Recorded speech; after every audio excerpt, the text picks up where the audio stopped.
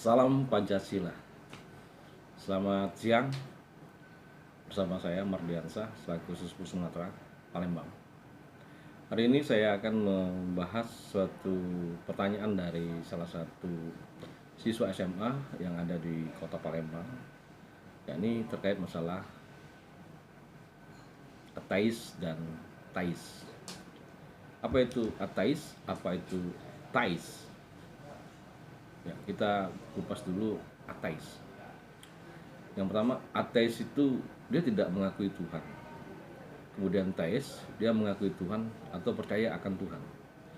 Di Indonesia, kebetulan di sila pertama, yakni ketuhanan yang Maha Esa, di mana manusia ataupun rakyat Indonesia seyogyanya memiliki dan percaya akan Tuhan, yakni dia golongan teis.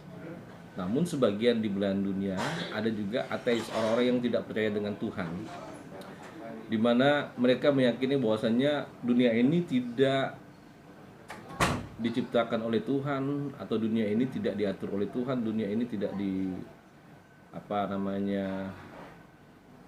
tidak dibentuk dan di semuanya lah yang terkait dengan Tuhan. Maka mereka berpola pikir bahwasanya dunia ini tidak ada Tuhan. Nah, bagaimana menyikapi hal itu?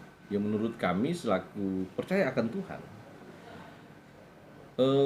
hal ini ketika kejadian-kejadian yang dulu berdasarkan kitab suci yang kita yakinin bersama atau kitab suci yang lainnya, bahwasanya ada kejadian-kejadian yang disebabkan oleh campur tangan Tuhan, yang mana seperti halnya saya contohkan Nuh alaihissalam, Nabi Nuh alaihissalam yang ada di kitab Torah, Injil, dan kitab Al-Quran.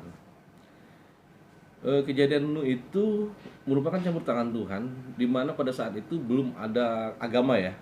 Agama berarti kekacauan,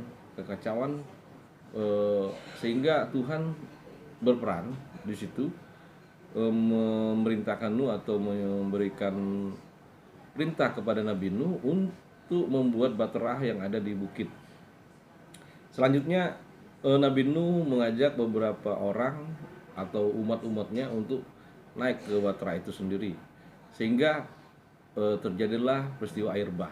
Nah, inilah yang menurut kami salah satu peristiwa alam yang campur tangan Tuhan, sehingga manusia yang hidup saat ini dapat melihat sisi itu, peristiwa tersebut itu menjadi bagian keyakinan terhadap Tuhan. Nah, dari gambaran itu saya sampaikan pertanyaan yang adik kita tadi sampaikan, ateis itu tidak meyakini akan Tuhan. Kenapa? Mereka menyampaikan satu, Tuhan itu baik, Tuhan itu bijaksana, Tuhan itu maha pelindung, Tuhan itu, kenapa terjadi gempa bumi, kenapa terjadi bencana alam dan sebagainya, kenapa Tuhan tidak menyelamatkan? Tapi itu kami sampaikan, kenapa Tuhan tidak menyelamatkan? Itu adalah rahasia-rahasia yang kita sendiri manusia tidak akan bisa memberikan sesuatu yang pasti ya. Kenapa saya bilang tadi sesuatu yang pasti? Karena peristiwa alam tersebut itu bagian dari rahasia Tuhan yang manusia siapapun tidak akan dapat mensikapi tersebut, namun dapat dideteksi. Contoh misalnya ada terjadi gempa bumi, akan terjadi angin puting beliung, akan terjadi bencana-bencana alam dan lainnya. Itu dapat dideteksi oleh alat teknologi saat ini. Akan tetapi dampaknya manusia itu tidak akan dapat mendeteksinya. Kenapa demikian? Contoh gempa bumi yang ada di Aceh, kemudian gempa bumi yang ada di Jepang dan sebagainya, itu dampaknya tidak akan dideteksi oleh manusia, karena itu bagian dari rahasia Tuhan. Nah, inilah yang menjadi tidak sinkronnya antara ateis dengan tais. Kenapa saya bilang tidak sinkronnya? Karena menurut ateis, Tuhan itu tidak ada, Tuhan itu tidak dapat menyelamatkan ketika ada terjadi peristiwa alam yang sangat-sangat membunuh atau memusnahkan manusia itu sendiri. Namun ketika kita sadari bahwasanya peristiwa-peristiwa tersebut itu merupakan contoh, merupakan kilas balik yang harus kita evaluasi di dalam diri kita sendiri sebagai manusia, maka kita sebagai percaya akan Tuhan, kita dapat mengevaluasi itu sehingga kita dapat membatasi langkah-langkah kita dalam dunia ini. Kenapa terjadinya adanya agama? Supaya ada aturan-aturan yang fundamental untuk melaksanakan kegiatan kita hari-hari.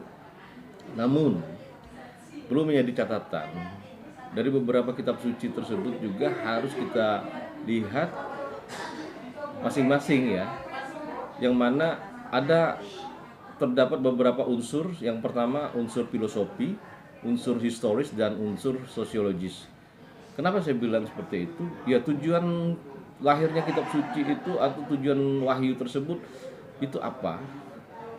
Kemudian dalam peristiwa itu lahirnya ataupun diberikannya wahyu ataupun diberikan firman tersebut oleh Tuhan yang Maha Kuasa itu pada saat kapan peristiwanya? Selanjutnya, secara sosial, apakah hukum tersebut dapat berlaku saat ini atau tidak dapat berlaku?